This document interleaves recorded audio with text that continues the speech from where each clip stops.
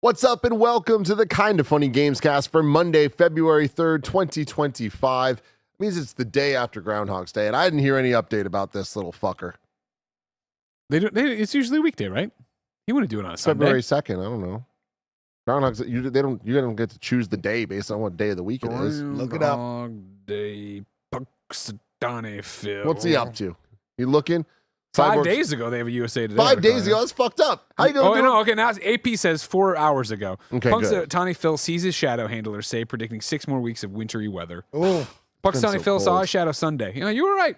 Yeah. And predicted, they just don't report till Monday. And predicted 6 more weeks of it. Wow. Man. Well. Phil was welcomed with chants of Phil, and pulled from a hatch on a tree stump shortly after sunrise before a member of the Punxsutawney Groundhog Club read from a scroll which boasted, quote, "Only I know you can't trust AI," end quote. Wait, Nice. who said that? That's what Phil the scroll said. The scroll that they read from. Only I know. Sounds like such a threat from this little fluffy guy. Here's what I'll say. Thank God Phil's getting fucking political. You know what I real mean? Phil. He was also like, the nation's crumbling. Supreme Court for reform now. Of course, everyone, I'm Tim Geddes. I'm joined today by the Big Daddy himself, Greg Miller. Hello, Tim. And rounding out the group, we have the master of hype, Snowbike Mike. It's What up, Monday, Tim? so that means overalls, baby. Monday. Are Overalls. we overall? Are we over all Mondays? Are we over today's Monday? You were the I only am. one who ever did it. No, You're the no, one I'm who over. committed. Are we over all Mondays? Can That's I what just overall get Mondays mean. all I need is, can I just get a Sunday night text? It's overalls tomorrow, Greg. Okay. Or can you put on the calendar reoccurring? How about I take you, me, and Nick I over own to the overalls. workwear shop and let's buy some new Carhartts I'm not together. buying new Carhartts. The ones I have are when I have to cosplay like I know what I'm doing in the house. When I want to walk in a hardware store and You act wear like I know them. something. Oh yeah. When you go and do it, that's Dude, when I'm awesome. underneath the house in this fucking shit box we bought, trying to make sure, you know what I mean? Why do you wear it? Like, does it make you feel like special, or like do you Well, actually yes. use it as function? Function. Screwdrivers in there and tape measures and shit like that. Why is that so funny to me? I got all sorts of photos of me like Like dressed you like in this. dad mode. I mean, like God, no human Why? being has went through as big of a change in their life as Greg Miller becoming a dad. Like Dad you all of mode. a sudden you look at him, you're like, oh yeah, this guy goes on hikes. He's locked This in. guy plays. Yeah. You know, All right, he's I was a- hiking. Jen was dragging me out on hikes. Yeah, but it before never then. looked right. Yeah. It didn't Oh, look okay. right. Okay, Now it's fair, like you look fair, at you and fair. it always looks right. So Okay. yeah, seeing you in that, like seeing Mike in this, he doesn't look handy. You No. know what I mean? You look kind of cool. You look like a '90s cool kid. Kinda. Thanks, You homie. know? Oh, here comes Nick. Come on, tell him, Nick. Tell him, Nick. Tell him. You just about got that dad look that you're just kind of like over everything. me. Yeah. Me? Yeah. Over everything. Yeah. Still Like very I excited. see you sometimes, and you're just like a little disappointed with me. Oh, I'm always a little disappointed with you. Oh, perfect. Okay. What you looking for? I'm trying to find you a good. I want to find a representative overall. I mean, because I can see you in the overalls. Yeah, You know? but you never see me working them. You know? What Yeah, I I mean? haven't seen you with the screwdrivers. Yeah, Like, exactly. that's for damn sure. Give me a But second. You keep doing your show. I'm going to keep doing it because remember, this is Kind of Funny Gamescast. Each and every weekday, we get together to talk about the biggest reviews, previews, and topics in video games live on YouTube, Twitch, and podcast services around the globe. If you love what we do, please support us with the Kind of Funny membership on Patreon or YouTube to get all of our shows ad-free. Watch us record them live and get a daily exclusive show. For a chance to be part of this show, though, you got a YouTube super chat in, just like Lucy Bluth has done, sending in the birthday tax, celebrating my first birthday as a mom. Congratulations happy and birthday. happy birthday. Thank you for spending your day here with us. A little housekeeping for you. You already got rumors of a February PlayStation State of Play on Kind of Funny Games Daily. A great episode, if I do say so myself. After this, the stream's going to be Mike and Nick playing Streamer Life 2. You hyped on that, Mike? Streamer Life 2. So excited. This is the new simulation game that everybody's talking about. You know what I mean? It's a competitive business now, Tim. Are they all talking about it? And now the question is does Nick have the stuff to go out there and compete against some of the best streamers on planet Earth? The big We'll question. find out today. We'll find out today. If you're a Kind of Funny member, you can get today's Greg Way, which is Greg's Royal Rumble stories. Hello. And you can get the Kind of Funny podcast this afternoon, tomorrow on YouTube and podcast services. Rod, you brought that up. If you please could again, this is the platinum Patreon item for the month. It is the Ace Off poster by Panda Musk, and it is absolutely incredible. The two sides of potentially the same Incredible. man. Johnny Incredible. Ace, Nick Scarpino. In order to trap him, he must become him. Face off. Thank you to our Patreon producers, Delaney Twining, Carl Jacobs, Omega Buster, and Karen Lindner. Today, we're brought to you by Aura Frames, but we'll tell you all about that later. Let's get into it. The topic of the show. Tots. Civilization 7. We're reviewing it so far. Mikey's been playing this. Of course, developed by Firaxis, publisher 2K. Release date February 11th for the normal people out there, February 5th for the deluxe editions. Ooh. Wow. Mike, how much have you played of this, and what is your history with the Civilization series? Tim, I put 14 hours of gameplay in over the weekend, which comes out to about 2 games. 2 incomplete games. I'm still fighting for my life in one of them. Code came in late for this one for you. Yeah, unfortunately, Code came in a little late for me on this one. But you know what? I said I'm going to give you some time. Let's have some fun. And I got lost in it. That's my main thing. I is got like, deep in it on so Sunday. many people have brought up the fact of like when you talk about being the Civ guy, the sim guy, Yeah. that doesn't strike them as, you know, a Snow White Mike game. Mhm. So talk to me about that before we even get really going here. What is your history with Civ? Why are you drawn to it? What do you like about it? Well, it starts off being an RTS guy growing up with Warcraft 3, right? I've always loved real-time strategy games from StarCraft 64 into Warcraft 3 into Age of Empires 2. And so there's like this passion of I love real-time strategy games, and that kind of evolved into more strategy games similar to XCOM 2, which I'm a big fan of XCOM. And then, of course, one of my best friends, Washi, loves Civ. So it kind of got us into Civ a long time ago. And so I've just dabbled in it. I've been more of a casual fan, but like I like the game, but it also requires a lot, right? And we've learned that we can't play multiplayer because we like to press the button go, go, go too much. So we can't play it together anymore. So Do you we sit just next play to our each own. other? Yeah. I wish. So yeah, I put in a lot of time. It was surprising. I put in 2 hours on Saturday just to kind of dip my toe, see the feeling, and then on Sunday, boom, 12 hours. 12 hours later, I was like, man, I got to get out of this room. It smells kind of funky. That's how hard I went on this. And yeah, just kind of dove right into it. I had so much fun. Some fun ones for you. You know, the first Civ was 1991. Wow. Isn't that crazy That to is think crazy, about? yeah. And Yeah. to, see it live and in person now, it's like, man, this game has come a long way and it looks great. And so, yeah, over my 12 hours, I have 2 really good games going on. One where I am going for the dominant all-out war win, and then the other, I decided to change it up and go for the cultural win. So I'm spreading religion. Let me stop you here. Yeah. Because Civ 7, of course, making a lot of headlines at announcement because it's the first it's going to launch on PC and console simultaneously. Yes. Rather than Civ 6, which had a break in there, yada, yada, yada. So I do feel that, like, for a lot of Gamescast people, they might not know what Civ actually is. Oh. Can you give a top level of what Civ is and what you're doing in Civ? Civ is a 4X strategy game built on a bunch of tiles, similar to what you would see with Settlers of Catan, or maybe if you played XCOM, you kind of know the squares that you move upon. But 4X is explore, expand, exploit, and exterminate are your options there that you'll go through. Of course, you'll explore this vast map, and Civ is kind of based in reality where you are rewriting your own history of the Earth. And so it's really cool. Like, you'll see the touchstones of actual, planet Earth from different geological areas, different, cities and states that you might recognize, and different, wonders of the world that you'll pass by. And so you get to kind of write your own history book here throughout the different ages. And so Civ 7 is broke down into 3 ages this time: the Antiquity Age, the Exploration Age, and the Modern Age. And these are kind of just periods of the game that you'll play. So you'll start off in Antiquity, which is like, hey, you're settling down with your first civilization, your first city. You're going to expand maybe a couple more cities. You're going to start to meet others with your scouts. You're going to start to build warriors and people with bows, right? And then, of course, we'll move into the Modern Age at the very end where it's like, now I have tanks and I have riflemen. All of a sudden, I have a plane, right? So, like, that's where we'll get to as we start writing our own history. And throughout history, you'll meet other civilizations, other players, whether it be AIs or other players that you're playing with the multiplayer game, which is you will kind of maybe make alliances, or maybe you'll start to trade with them, or maybe you'll get into fights with them like I do. And so it's really how you want your own history to be told through this. And what I enjoyed with Civ 7 is in between each period, you kind of have your chance to realign with what you want. Are you militaristic? Are you going for the cultural win? Are you maybe pushing more different diplomacy values? And so at the end of every period, you'll get to kind of realign. Who do I want to be? Where do I want to go? But we'll talk about that a little more as I get deeper into this. Can you explain that a little bit? What's a cultural win?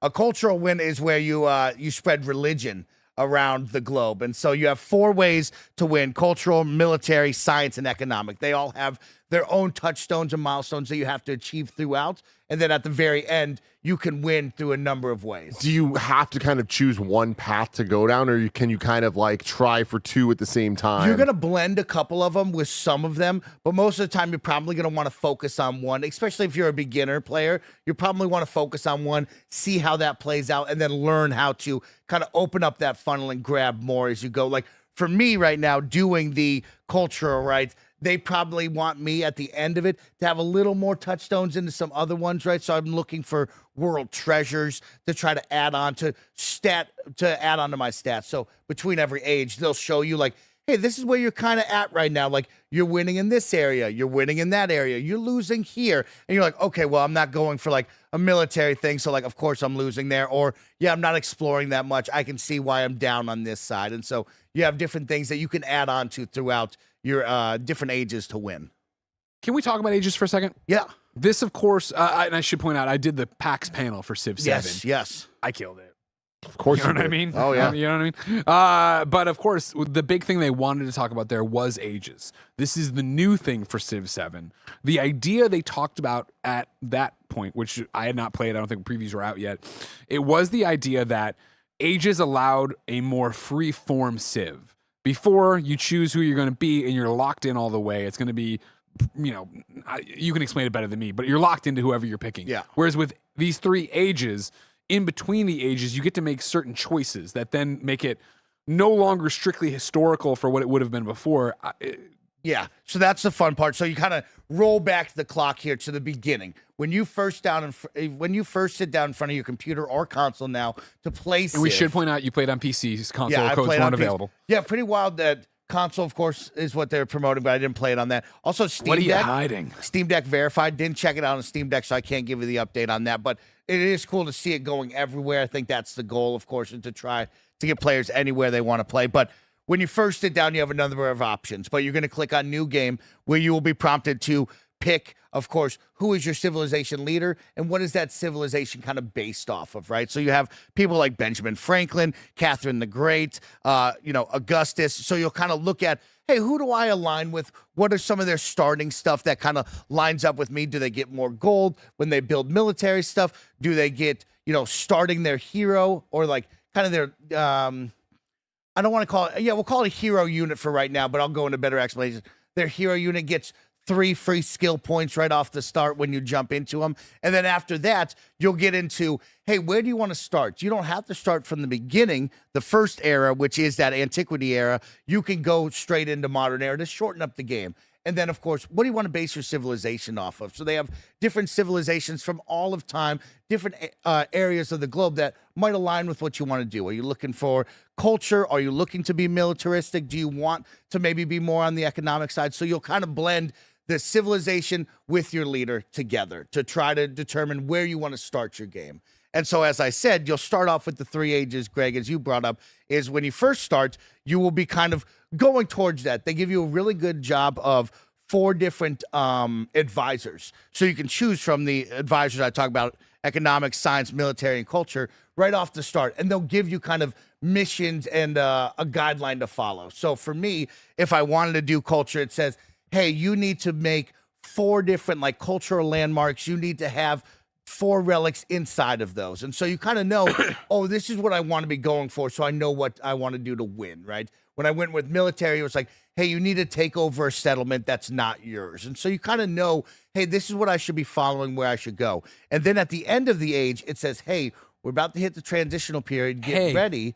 A number of your units aren't going to come with you, right? As we kind of transition here, some units will be upgraded and they'll carry forward, some won't. And so when you hit it, everything stops. You could be in the middle of a war, and when you come out of it, no, we've kind of reset the board. And so when you're in that middle period, you have this moment of, hey, I've been really enjoying what I've been doing with Augusta and whatever country I chose. Now I want to switch that. And it kind of gives you everything that you could be, but then it locks out things that you aren't doing. So they'll kind of give you probably 3 to maybe 5 options of, hey, these cultures here in this next round that you do can be militaristic and cultural. They can be economic and cultural. They give you 2 options of each, and they kind of set the tone of, hey, this is where you're going to go next if you want to be that. So you have the opportunity to jump ship and try something different. You have the opportunity to keep going. And also, you're kind of rewriting history, as you brought up, of now this civilization that was known as the Romans, right, for what they were doing.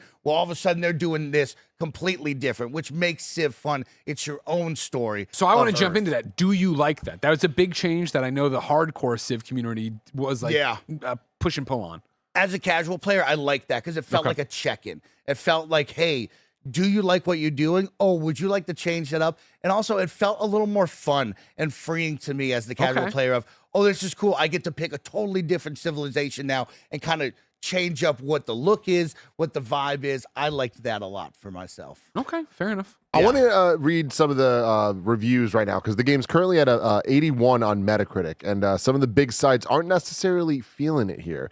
Eurogamer's Sin Vega gave it a 2 out of 5 stars, saying Civ 7's by no means a bad game. I open with that to acknowledge its competence and to damn it. Civ is the archetypal 4X, and in some sense, Civ 7 remains a standard bearer. It's better in a general sort of way than most recent attempts to unseat or deconstruct it. There's lots going on, production values are high, and it innovates with a new structure and revamped diplomacy, city expansion, and more.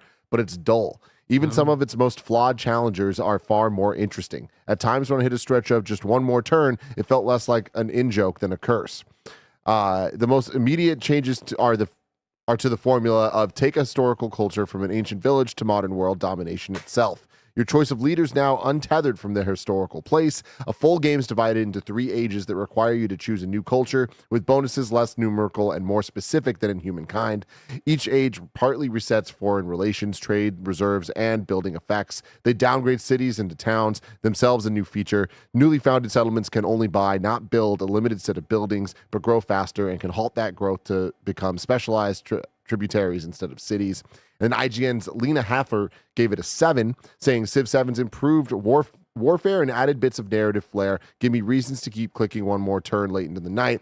But the desire to streamline and simplify this legendary 4X series feels like it has also gone a bit too far, particularly when it comes to the interface. Mike, what's your reaction to hearing this based on your 14 hours of playing? Have your 14 hours been dull? My 14 hours have not been dull. I did read Lena's over on IGN's, and I see what they're talking about, and I clicked with it as a casual player. They definitely identified, like, hey, it felt like there's a lot coming at you and nothing explaining anything, right? Back in the day with Washi, had to watch a lot of YouTube videos, really had to get into it of, like, every moment I would move a mouse, I would be trying to read the screen.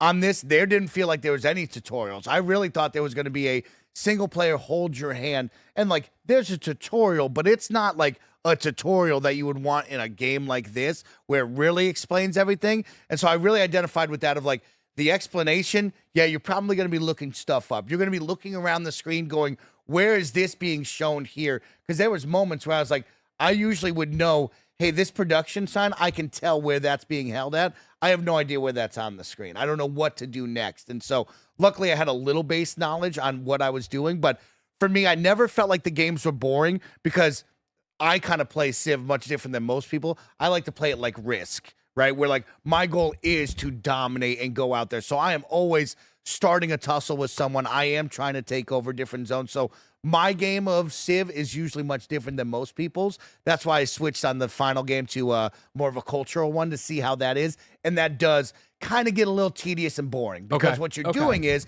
you are at your home bases creating this unit that is going to go out and spread the word of your religion. So essentially what I'm doing is I just take that unit, send it to some other civilization's town, and I press a button and they go, whoo, and then the religion is spread. And so I have to do that on all the different parts of the map. I'm sorry, real quick, what do they do again? Thank you. And so they're spreading religion to all the different parts of the map. So I'm flying over on this side, on that side, trying to get everyone while also finding different historical pieces of the land that will add to relics that I need. But really, you're just sending units over to different pieces and pressing woo, and that's all they do. And so that is boring, right? So for me, when on the military side, now I'm trying to find strategic places to put my units. I'm trying to find chokeholds within the environment for you to bring your units through, but that's only 1/4 of the game, right? There's a lot of other ways to play, so I can see that. I was blown away by the theme and the soundtrack and the sound design, Tim. Holy cow. The moment you turn this on, big shout out to the composer. I had to write it down here. Christopher Tin. Christopher Tin. Tim, you know I'm a sucker because I don't know music that well, but man, when someone like a Gareth Coker gets put into my life, this person right here, Christopher Tim, Oh yeah, dude. you're on my list First now. Grammy ever won by a video game song. The music in this game is unbelievable. This game, Civilization, is a turn on a podcast, watch a TV show in the background type stuff. Is it? I played 12 straight hours of this game and never once turned down the music. That's how good this is. Every single time, from different cultures, different pieces of the world, it's just hitting you. And every time, every age will change and whatever you're doing will change. And the sound design, when you're in those military fights and you're putting different riflemen and cannons, you can feel it and hear it. I got to give a big shout out to the sound design, the composer, which was great with the music. The look of the game continues to look great, right? Civ isn't a bad looking game if you look at Civ 5 and Civ 6, right? But like, they continue to make it look better and better every time you scroll in and zoom in on your little city and see the big pillars that you put up there and you go, oh yeah, that's cute. Is it get cluttered? Oh, that's cute. Does it get cluttered and insane? Yes, because you're trying to put two things in one, and I'm jamming up the Roman Colosseum next to some sort of Mayan temple, and you're like, Mike, that doesn't look right, but I'm going for the cultural win, so I need all these big cultural touchdowns. You got to have these touchdowns. So yeah, for me, I really enjoyed my time with it. I look forward to playing it again, but I see the reviews, right? A lot of people talked about streamlining it and kind of making it just this, I wouldn't call it bare bones, but like, we're just trying to get you into it and get you moving straightforward and maybe make it a little snappier and faster than what other Civ fans would like. So I would encourage you, if you are a big Civ diehard, to go find those diehard Civ fans and see what they say. But for me, as the casual fan, I liked the speed. I liked it, the way it was going. Of course, mind you, when you start, Tim, like I brought up, you look at the starting screen, you're going to get deep into, hey, how fast does the gameplay go? What are the different maps that I want to choose from? I encourage you to change those sliders every single time you play to try to adjust, right? I had to go from the normal speed, which was taking way too long, to online speed, which is going at a much faster rate to keep these games going and moving and progressing them. I mean, we're talking hundreds upon hundreds of turns that you will play in this game in just one game. And you can go from a 6-hour game to maybe a 4-hour game if you're really moving. But for me, I was lost in like 6+ hour games on both of these. Wow. So you didn't get to play on console, but this being the first day and date PC console version of a franchise. Can I stop you too? Yes, you can. Did you play the other ones on console even though they were late? Did you ever kick the tires on them? No. Okay, thank you. Back. Yep. So looking at Civ, obviously it is a PC first game. When we look at the IP historically, some of them have had console entries after this being a big coming out party for them of like, yo, we're trying to find success here. We've seen other similar games find a level of success, things like Halo Wars on the console side.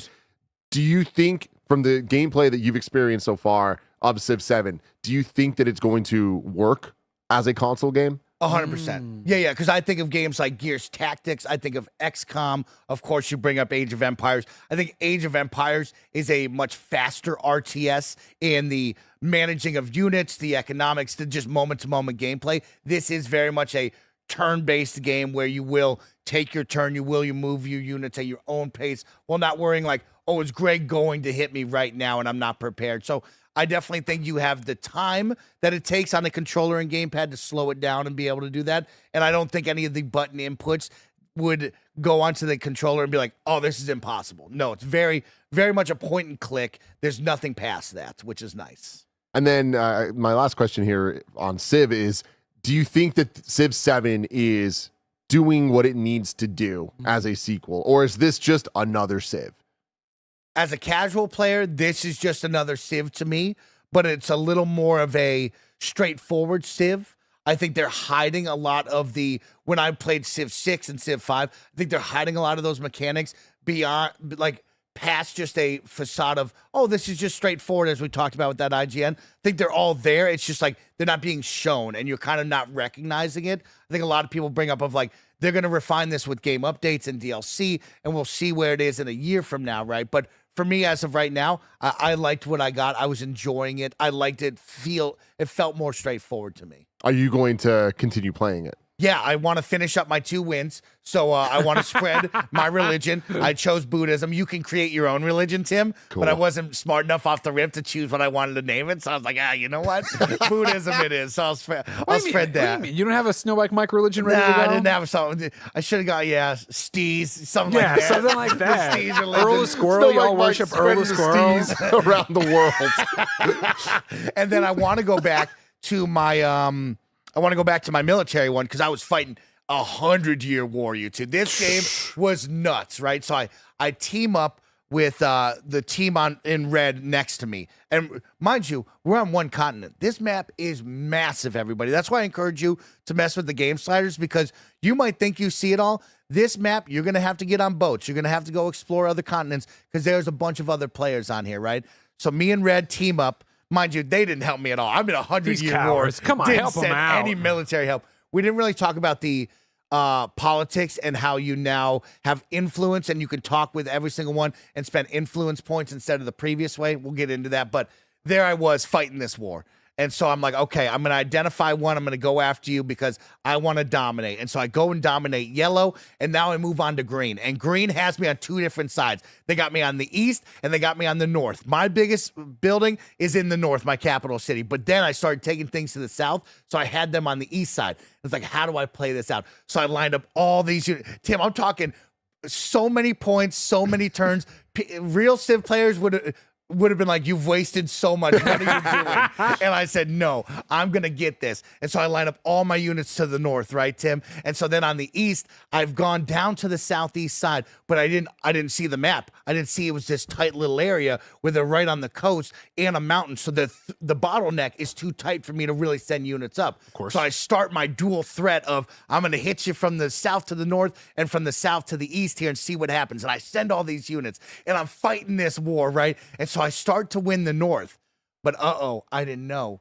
Now, Harriet Tubman out of nowhere comes and she goes, Harriet, no! You can't start this war. And then another person I've never seen, he's like, you can't start this war. So now I got 3-on-1, right? And they're sending units in from the oceans. And I'm like, oh no, they're coming in from the coastline. Who would have thought Harriet Tubman would be the one to stop Mike? All of a sudden, I'm fighting south to the north. I got people coming up from me on the coastline from the east. I can't stop them. So I've taken 2 out of the 3 major cities on the north, but I can't take the final city. Then on the south, I'm just getting dominated in the south. So I'm like, that doesn't work. So I said, restart. That was an hour and a half. Mind you, that was an hour and a half. So I run it back. I go, okay, I'm going to focus only on the north. They can send stuff up from the south.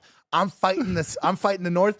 They start sending people up from the south. They're now taking one of my cities. I'm like, no, you can't do that. Restart again. So now I go only everything up on the north. No wonder you haven't finished either game. Just fucking let it go. I set a barricade up on the southern city. I say, surely they won't get me this time. So I start invading. They, instead of coming from the east to the north, they go from the south to my southern one. And I'm like, I didn't put any units there. Restart again. And I'm in a 100-year war right now. I'm battling for my life. Harriet Tubman. Oh no. It's a good time. I really enjoyed it. I won't put a number on it, but yeah, I encourage you to try too early for sure. I've always wanted to love Civ. You know what I mean? It's funny that I hosted the panel because that was the second thing I ever did. I went to Maryland forever ago, 2015, to do Civ 6 videos and stuff. And I love talking to developers of any kind about their video game. That's always exciting. But I've never been able to actually click with it. And so even though 2 of the big reviews are turned off by the streamlined nature of it, I'm hoping that'll work for me because I am the guy of like, oh man, I come home in like 100-turn game and all this other stuff, but I love SimCity, but that's not what this is. But I do. It's like, I don't know. I hope I vibe with this one, but I'm never sure. I've never been able to make it click, Mike. But again, I'm hoping Steam Deck versions, the portability of it, consoles, maybe that'll change it for me. I would encourage anyone that tries it. Just remember, you can always save and come back. You don't have to complete the game in one sitting. Of course. And so it is a very long game. I think it is a game that you have to put focus into. You need to understand what you are doing, and I think they did a really good job with these advisors throughout that you can kind of choose which way you want to win, and the advisors will kind of try to keep you on track on the top left of the screen of like, hey, here's your goal. Why don't you focus on that? Because it's easy to kind of get lost in, hey, I'm sending a scout along all these continents and I'm looking, or I'm expanding all these cities, which is great, but I'm not going after my goal. So like, try to stay focused on that. It is a game that needs your focus, and it's tough. And that's the thing with me, why I think it's never worked before. And this ages thing, while off-putting to some people, I think might work for me. Of like, all right, so I just started in the modern age, right? Let's just jump there you go. way shorter, because like the focus part of me will never exist, right? Yeah. I'm gonna play it for 2 nights, then some other review code's gonna come in. I'll come back 3 weeks later and be like, I don't know what the hell I was doing. So I feel like maybe if I can knock them out. That's a good idea. Yeah, it is cool that you can start at any age and kind of just jump right in. So if you want to jump directly into the modern age, kind of that late game, and see where it goes for you, it's a good time. Tyler Pate super chats in saying, I can't put my finger on it, but Civ 7 feels like the one that will truly break out. Can't wait to use the Switch mouse. Keep an eye out. We'll see, right? Like we talked about, a lot of people love the updates, the DLCs throughout the lifespan of these games. So I think that's where they'll kind of get the players of those hardcore audiences back of like, hey, we've heard you. This is where we're going to go after. We'll get you back here. We'll see. Any We'll see. final thoughts on Civ? Go play it. I really enjoyed it. I had a good time with it. Hell yeah. We're going to take a quick word from our sponsors, but when we get back, we are going to talk a little bit about Kingdom Come Deliverance 2. Ooh. This episode is brought to you by Aura Frames. I'm going to be real. Aura Frames might be the most popular sponsor product people here have ever had at Kinda Funny. Many of us have Aura Frames set up at their desks, and even more of us have gifted them to friends and family to absolute rave results. Aura Frames was named the #1 digital picture frame by Wirecutter, and it's for a good reason. It's so easy to set up, and they have different frame options. We gifted Aura Frames to Gia's mom and dad this holiday, and they're both obsessed with us being able to upload our wedding photos straight to their frames. All you need is the free Aura app and a Wi-Fi connection, and you can upload as many photos and videos as you want, and your favorite live iPhone photos will play right on the frame. Right now, you can save on the perfect gift that keeps on giving by visiting auraframes.com. For a limited time, listeners can get $20 off of their best-selling Carver matte frame with code KINDAFUNNY. That's auraframes.com, promo code KINDAFUNNY. Don't forget to mention that we sent you to show your support for this show. Terms and conditions apply. And we are back for some Kingdom Come 2 Deliverance 2 thoughts here, developed by Warhorse Studios, releasing on February 4th. It's currently at an 87 on Metacritic. PC Gamer's Joshua Wolins gave it a 90, saying this game feels a bit miraculous, a ludicrously ambitious and peculiar thing that somehow fulfills its ambition and peculiarity, managing to hit the highs Warhorse aimed for in the first game, but perhaps fell just short of. It feels tailor-made for a certain brand of systems-loving sicko, the kind of person who still gets starry-eyed about Stalker and Morrowind, and manages to actually make good on their, or at least my, nostalgic yearning for those Halcyon games of old. GameSpot's, these writers, I swear to God, they just be like dropping bigger and bigger words these days. Let's just say that when he's talking about being a specific kind of sicko, this is how these sickos talk. Yeah. They're not out there in the streets like you and me. Yeah, like, no. They're not saying that. They're not saying yeeting. yeet. They No. ain't yeeting. And then GameSpot's Richard Wakeling gave it a 9, saying it's not perfect, with the codex still needlessly describing the ideal woman of the time as a thin, pale woman with long blonde hair, small, rounded breasts, relatively narrow hips, and a narrow waist. What a quote. And while there's a character hailing from Mali, Kutenberg is also conspicuous for its scarcity of people of color. Despite being a major trading city, you would expect a small population of merchants from places like the Middle East and North Africa to exist within its market stalls, so they're notable for their absence. While Kingdom Come Deliverance 2 still stumbles in some aspects of its portrayal of 15th century Bohemia, the shadow that lingered over the first game has mostly dissipated. This is a massively improved sequel in every other area, with better combat, quest design, and none of the technical issues that plagued the original. Not everyone will vibe with its slow-paced and oftentimes tedious approach, but those willing to meet it on its own terms will find a compelling open-world RPG that relishes in player agency and the consequences of your actions. And then Eurogamer's Catherine Castle gave it a 3 out of 5, saying this gorgeous medieval RPG continues to be just as divisive, prickly, and abrasive as its predecessor. Mike, Greg, both of you have played a little bit of this game. Who has played more? Mikey. Yeah, I put in 3 hours.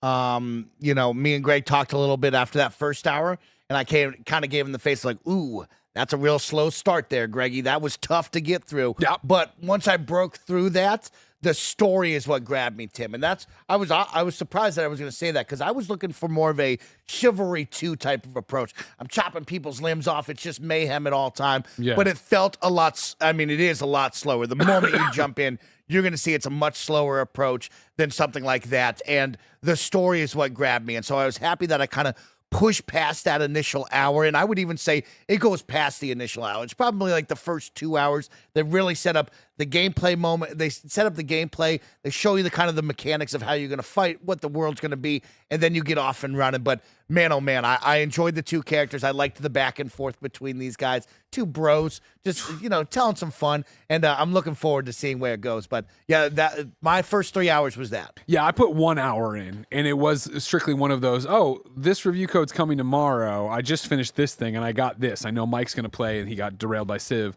So I jumped in that first night, and I think my main problem was just being tired. Yeah. I jumped in, and this is not a let it wash over you game. Like, you need to be dialed in. You need to be paying attention. And so I was in the same, I think it's a slow start. Not that that's bad, especially for this gigantic RPG it's going to become and all the spiraling thing. But for me, Tim, what it was is like, okay, interesting dynamic between these characters. Narrative first, which I'm a big fan of.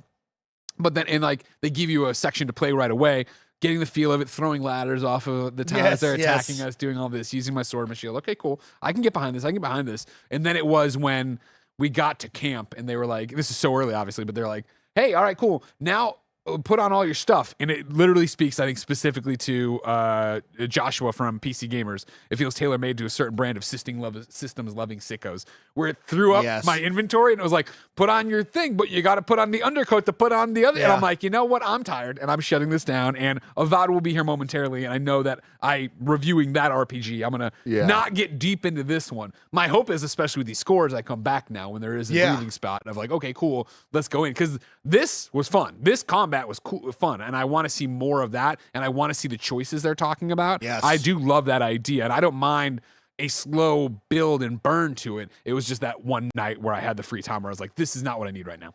Yeah, I guess I used the term slow at the beginning because it isn't just a kind of Skyrim adventure where it's like, okay, you're free, go figure it out. It is very much like... And this is my thing coming off of the Avowed preview I've talked about, right? Where the Avowed preview literally is like, create your character, and they're like, cool, the Emperor has sent you out there to do this thing and figure out the Dream Scourge. We'll see you later. And like, you're right into stuff. Whereas this one wasn't. It was like, do this, now ride your horse. Now you're here, but you're in camp and you're talking to this guy. It's like, put on 5 pieces of armor. Let me show you what we're going to... Let me teach you everything right now that you're going to experience.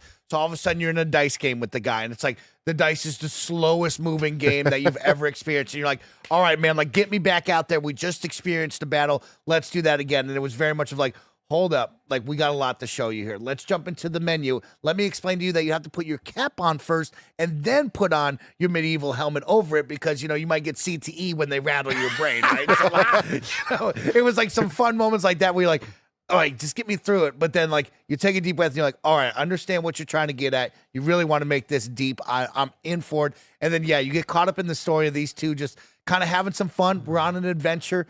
Somebody stole my special message that my dad sent me to go give to another king. Classic. And now we got to get out there. And, of course, a couple of dudes. Look at being these dudes, bros right here. You know These are my mean? bros. Hey, it's our first day at camp. I want to go in the water and take a bath. And the older homie's like, hey, man, like, you don't got to do that. We just started. Like, let's not do that. He's like, get the wine. Let's do it. And then, of course, that's not gonna end well. Things happen.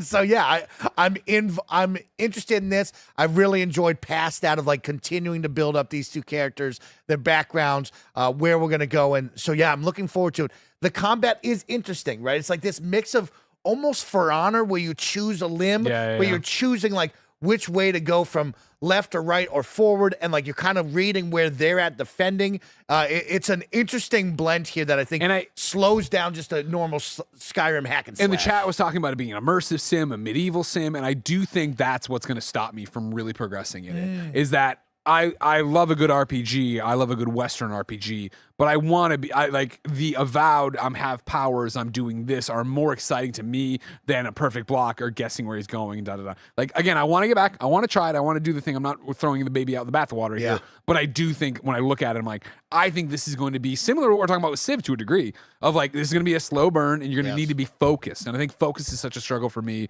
Where as you'll see the games I'm been playing, what I have coming up. Yeah, I think that's what's getting me excited is I am ready to try something a little bit different, Tim, than the normal Skyrim, hey, here's all the power in the world. What if we make it more grounded, right? I've always wanted a Game of Thrones story now that I rode that high of Game of Thrones. It's like, all right, just give me the true medieval stuff and we can cut the magic. Let's see what happens here. And so, yeah, I'm looking forward to riding on this one. I think I'm going to see this one through. Gator Mashed Potato writes in What a saying name. it's Come so on. good. Come on. Exactly. Kingdom Come Deliverance is one of the most immersive games I've ever played. Once it gets its hooks in you, it's hard to go back to other open world games. So excited for 2. And I saw a couple similar sentiments in the chat going as well of people saying that like once you play the first game through, it makes you look at like Skyrim and that stuff so differently. Mike, do you see yourself going back and like completing this, or is this something? Yeah, this is the one I want to complete. Yeah? Hell well, yeah. as of right now, I want to put at least another 10 hours plus into this and see where it goes. But the story so far has got me where it's like, oh, I do want to try this out. We have Avowed as well. Like I'll jump into that eventually, so I'm excited to see that. But yeah, it's kind of this interesting blend of we're getting hit with a bunch of games now, and so now you kind of play the game of what am I putting my attention into? Yeah. But this one did grab me where I do want to play more of it. Love that. Timothy, what have you been playing? Dude, Ninja Gaiden Black 2. Are you kidding me? It's just, I can't believe that we're getting 4, right? Getting that Xbox Developer Direct last week was awesome. Like so many exciting things to look forward to on the Xbox side. But Ninja Gaiden 4, I have all eyes on at this point because I think that we often talk about what's the right strategy. If you're putting out a sequel to a franchise that hasn't seen any action in a while, how are we going to get the people excited? You don't want to like overdo it by like putting out every single game like months before it comes out because people kind of burn out on it, right? But I think that the strategy of announcing that later this year we're getting 4, but Shadow Drop today, you get to play an example of why this franchise matters in an updated version. I think it was kind of just like the perfect 1-2 punch, right? Yeah. And everyone being able to immediately jump into this. If you have Game Pass, it's available for you. I've been playing on PlayStation 5. And man, it's just a joy to go back to this style of game. And it's funny because, you know, Ninja Gaiden always used to be way too hard for me. It was like, I'm a Devil May Cry guy, right? Devil May Cry is a perfect example of a game that has a very high skill ceiling to master it, but a very, very low barrier of entry to be able to enjoy it and just button mash and have a lot of fun. And I feel like it is that flexibility of the combat and chaining things together and all the different weapons that allow those games to be so much fun. Ninja Gaiden was, let's take that, but like really refine it. And like, you need to be good. You need to really think about what you're doing. And in the era we're in now of like Souls games, taking that and like completely changing it, making it, I think, even a lot more strategic than all out offensive action, right? Going back to this, I'm like, oh man, I somehow feel like I've gotten better. Like, I think that it's like playing this game, it's like, it's still difficult, but it's like, it's a lot more enjoyable. I feel like just gamer sensibilities have matured to a place that playing through this, like you just feel like a badass jumping and dismembering people left and right. It is an old game. The camera does not hold up. I think that it fights against you more often than not. There's certain button layout things that I've been having some issues with, and I feel like if they just let you customize a bit more, it would go a long way. But everything is there. It's just not quite perfect. Like the lock on is a little bit weird. And when the camera is such an issue, I feel like that is not ideal. But I play this and I just constantly like, oh man, Ninja Gaiden 4 is going to kick fucking ass. Like they're going to solve all of those issues. And the fun that is in this game, like, oh my God, it is going to be incredibly special. I can't wait. And again, I'm hoping to see Ninja Gaiden 2 through, and I haven't beat the second one ever. So excited to keep going. Have you guys played it all, or do you have any interest in it? You go. Do you have? I never played it. No, it was that thing when even back in the day before Souls games were a thing, when Brudvig and Clayman would come in and talk about being grinding on a boss and they reached out to PR. I was like, this does not sound like a game I'd be interested in at all, right? And even as somebody who played Devil May Cry and then was like, okay, I get it, but it's not like that's not the action game I want or what I'm looking for. No, the 4 with the futuristic thing and the past, like. And I imagine what a modern day version of that would look like with sensibilities and how approachable or whatever. I want to try that, but I by no means think I'm going to go through. It's like what I do with Stellar Blade, where I'm sure I'll play it for a couple hours to get the vibe and be like, all right, cool. But I don't see it grabbing me and pulling me through. Yeah, that's a big win for me, Tim. As an Xbox kid growing up, you and I have talked about this before, I never played Ninja Gaiden. I don't really know this franchise. And so riding the high of all the From Software games that I've been playing, wanting that more hack and slash action-y vibe instead of the, hey, this is going to punish you all the time. I'm down for the punish, but like I want to get kind of loves wild being with it. punished. He does. And It's when I true. look up how long to beat, Punish it says Mike. 10 hours Yeah. for the main story. It looks like a little bit smaller there. Sure, I'll die a bunch and then we'll probably add on to the clock. But like, yeah, this is right up my alley. I guess my only question, Tim, is will I understand the character and the story since this is 2, not 1? Yeah. But I mean, yeah, like you brought up for Xbox fans like me or just any gaming fan, it's like perfect chance to jump in, learn about it, and get ready for 4. I'm all in on this. I can't wait. Yeah, really, really cool stuff. And again, just playing this type of game is just so refreshing. And it's funny because like it coming out right now as we're gearing up for the Devil May Cry anime dropping on Netflix by Andy Shankar, and them just putting out the intro for that, and like how excited I am for that project. Like it's got me in the mood. I'm like, oh man, I kind of want to go back and play the old Devil May Cry games. Like I think that we're about to get a renaissance of this style of game, and that makes a gamer like me very, very excited. Gamer like me. Can you help me become good at Devil May Cry? No, I bought I'm not the guy recent for one, that. and every time they bring up the score, I'm No. like, stop embarrassing me with the score. Like, I'm just having fun smashing the buttons. Like, don't hit me with the score. And they always do. And I'm like, just get it off the screen for a minute. Greg, though, Hey. you have a whole bunch of things that you can't really talk about. Yeah, it's one of those weird things. I've been traveling the globe, the entire country, previewing games, enjoying myself out there. So there's a bunch of things that I can confirm and give you dates for. So of course I went to Royal Rumble. I'm going to do this in order of the previews/reviews going live. Of course I went to Royal Rumble this weekend. Got to see Jey Uso kill it. Went to SmackDown, had a great time. Yeet. But on top of that, the whole reason I went out there was that 2K flew me and obviously a bunch of different journalists and creators out there to play WWE 2K25. Can't talk about it yet, but I will on Wednesday, February 5th. That is this Wednesday. That Gamescast, I'll be able to preview it there. I also snuck Poe and his son. That's awesome. Shout out to 2K, where I was like, hey, my friend, I was like, my brother, I dress it up, my brother and nephew, because it's so hard in an email to Dress explain. it up. He's my best friend for You gotta dress it forever. up, We've known each yeah. other since kindergarten. Anyways, and my Love the nephew, haircut, by I the was way. like, huh? Is Love he his rocking a haircut. mullet? He's rocking a mullet. He looks good. He looks man. good, doesn't Kid he? looks Yeah. great. I was like, hey, he's the biggest WWE 2K fan. He's going to be there anyway. Can I bring him and can we do content together? And they were like, sure, yeah. So they gave him a station. Jack got to play alongside me. I want to get some impressions from him to read, or at least have maybe a video with him for Wednesday. So I'm excited about that. Shout out for that. And yeah, talk about what's going on with that one. That's really good. Before then, I went to New York. I took a red eye Wednesday night to Thursday morning, landed, went to the hotel, dropped my bag, caught 30 minutes of sleep. You're the And then baddest. I went to Microsoft, the experience store they have there, and I played South of Midnight for another preview there. Oh, Again, can't wait to hear. can't tell you about that one till Tuesday, February 11th. However, I can show event space photos. They had all these amazing things from the stop motion intro video they put together. So we got that's to see cool. that. I don't know when that gets revealed, but if you want to page through a whole bunch of cool stuff for what Wait, they're so doing they actually did real stop motion? for the intro video to the thing, which is like a tone setter, not for the game. The game is different. okay. They had an amazing presentation from them, both the developers and then the people they partnered with to do this, where it was this really weird. Well, I don't, maybe that's embargoed. I'll talk about it later. We'll talk just about in it case.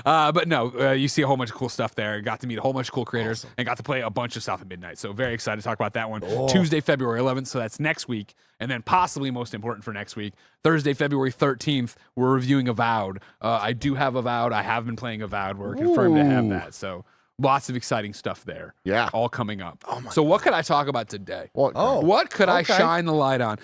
We will shine the light on the Razer Blade 18 laptop. Oh, snap. So- it's massive. Of course, it's 18 inches, right? It's this awesome. gigantic laptop. Roger showing you the pretty thing over there, whatever. This is a shout out to our friends at Razer. This is not a sponsored segment. This is, hey, Greg, you're getting an Avowed code, but you're also about to travel the country. And I was like, okay, crap. And I reached out to Razer and I was like, hey, I'm going to be needing to review on the road. Can you hook me up and help me out? And they're like, yeah, we'll send you a loaner so you can try it out. And they're kind of funny best friends. Like, we know how you feel about PC gaming, but we also see the opportunity you've had with your Steam Deck and everything else. So they sent the Blade 18, which I will have to read because I don't know any of the things. I can't but wait for this. This is so funny, Greg doing it. you have the Blade 18 laptop with an NVIDIA GeForce RTX 4090 GPU. It features a QHD screen with 240 hertz refresh rate and an OLED panel. Oh, yeah. It says our Blade 18 is meant to be a desktop replacement for power users who want the most powerful and largest laptop. This laptop is a problem. because it is so much better than the tower I have at home. And again, here's what I'll walk you. First off, I mean, obviously the whole point, so I could review on the plane, so I could review in the hotel room. Of course I could. They also sent the Wolverine V3 controller. Yeah. Very nice. Yep. Back paddles. Yeah, back paddles. They got the nub thing up there too, like a third ball All there. effect sticks, I'm pretty sure. Yeah, and what would I think it's the Black Shark headset they sent me as well, so I could have this. So I had a whole experience ready to go. Again, none of this is sponsored. They're just great partners and great friends of the show. So thank you, Razer. But back to the thing, like, in not talking about obviously Avowed in any sense, but in terms of the laptop, I'm able to play games, and then also playing my other stuff, playing Crypt Master on it. Let me tell you.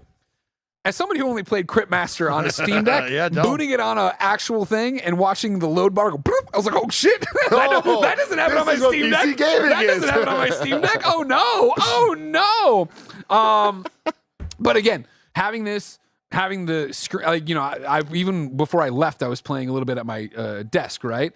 Because of course I have I have the widescreen monitor that doesn't have HDR, right? So games often don't look as good as they could. Playing on this, the screen's good, right, Tim?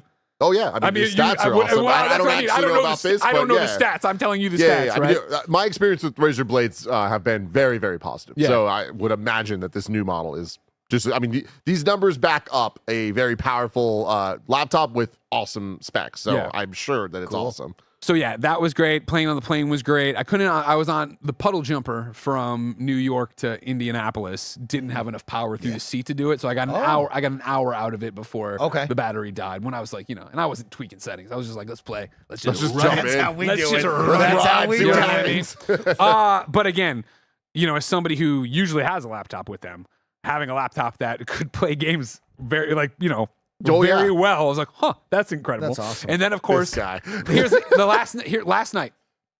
I fly, I land, I come home right into dad mode. Ben so excited to see me. Of course. I got him a CM Punk wrestling buddy. He was drop kicking Good, that around the good. house, having a great time. Finally get this little kid to sleep. Jen, she's going to sleep. We watch Severance, and I'm like, all right, I'm tired. Okay. But I need to. I'm on the review grind. I'm gonna play Avowed. I got to get to work here. You know what I mean?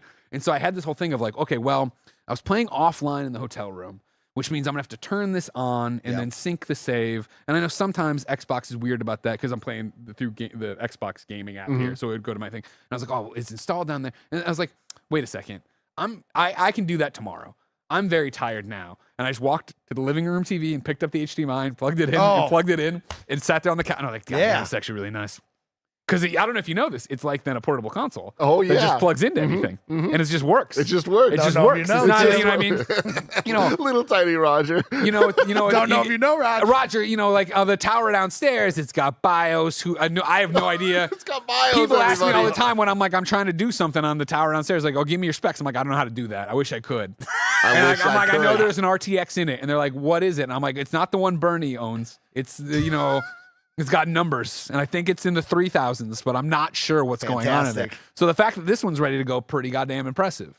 And then Razer was like, well, don't forget, we're about to put out a 16-inch version, which they said, coming in Q1, it's been completely redesigned and features the latest and greatest GPUs, making it an exciting addition to the Blade family. It'll support the new 50 series GPUs, including up to the NVIDIA GeForce RTX 5090. The chassis has been redesigned to be 32% smaller by volume compared to the Blade 16. We've enhanced the user experience with the typing and all this other stuff. So is the OLED screen. And I'll tell you, that was the one thing about it on the airplane. I'm a big man. You're a big man. And so I'm on the smaller big puddle computer. jump, big computer. Yeah. There was a lot of balancing until I found the right position where I was playing. I mean, because 18 inches on a plane. That's Is that too big? yes. On a You're plane? pushing it. Really? You're right. Oh yeah. I was fine. I was there, and I had it. And the guy next to me, he was a gamer. He was watching some dumb anime on his phone. He kept looking over and seeing what I was up Hell to. yeah. Don't worry, Microsoft. Not looking at the game. Just looking at the amazing Razer laptop. Looking at the All right. They're looking at the way you're looking at an Avowed screenshot. You don't know what you're looking at. Nobody knows what's happening. Anyways, I'm very impressed with this. So one. I mean, let's be That's real cool. here, Greg. Like, does this change you in any like demonstrable way going forward? Obviously, your eyes are open. Like the people have been right. Do you see this actually making a change, or is this just like, oh, it's cool, I'm happy other people get to have their fun that way? I don't know. I think there's an investment opportunity here, again, with it being way better than the tower I have, which is outdated and, I mean, pre-COVID. Yeah. You know what I mean? The tower I'm using downstairs. So there's something there with it. This is back to our conversation about Xbox. Yeah. You know what I mean? Of course, like, well, if and I'm not even sure what the avowed specs are on Series X, whatever. Okay. But let's just say whatever. When they're always having the problem where, well, the PC version 60 frames and that Xbox game isn't going to be 30 frames until they update it. Like Starfield was at launch and stuff like that. Like again, of course, the first thing I booted up to try out on this baby when I got it was Starfield. Game of the year 2 years running, right? And did it Cheers, work, Ron. Tim? It ran, baby. It ran, baby. It looked really good. There's way And more it detail. ran Like I'm not that guy. I'm not that guy. But looking at it, I'm like, there's way more detail in Starfield here. It's running better here than it is on my Xbox Series X. So it then becomes this interesting conversation of, well, what about it? And then again, I'm still a Steam Deck guy.